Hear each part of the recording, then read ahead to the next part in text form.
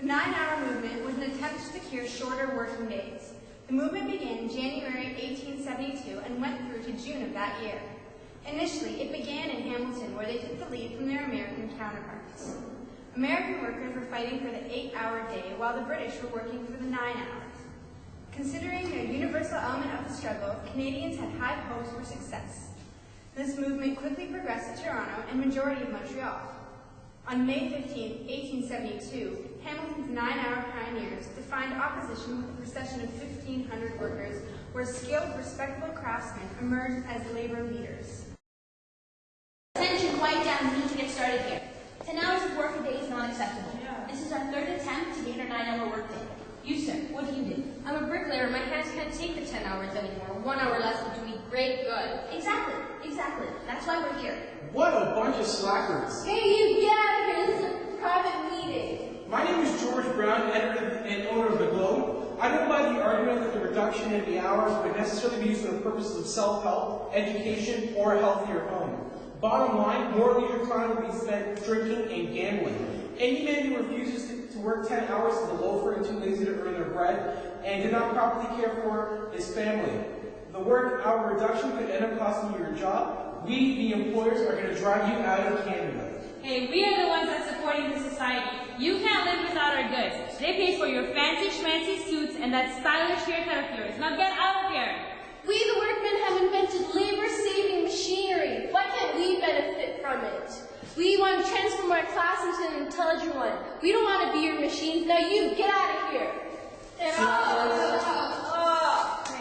Come on, guys. We know why we're here. We're here to gain the reduction of labor hours from 10 to 9 and paying the workmen on Friday evening instead of Saturday. Right. This will allow our wives to buy groceries on Saturday morning and allow stores to close earlier on Saturday evening and remain closed on Sunday for the Sabbath.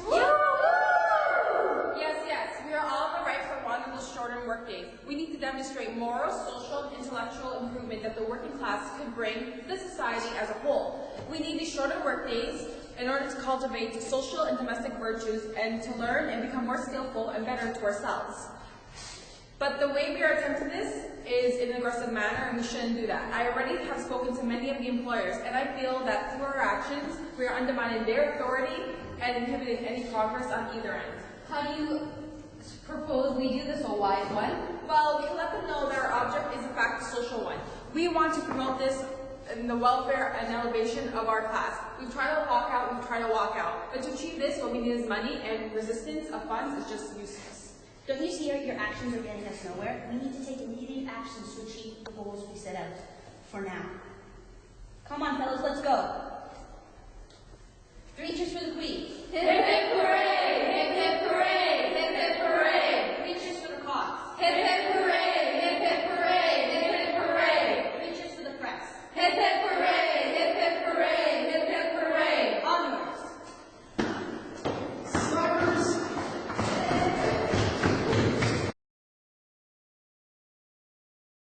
Despite its failures, the 9-hour movement was not a complete failure.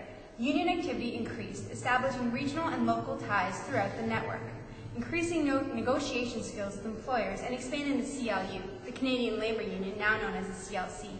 The movement also initiated the first labour newspaper, as they felt they could not rely on the mainstream press.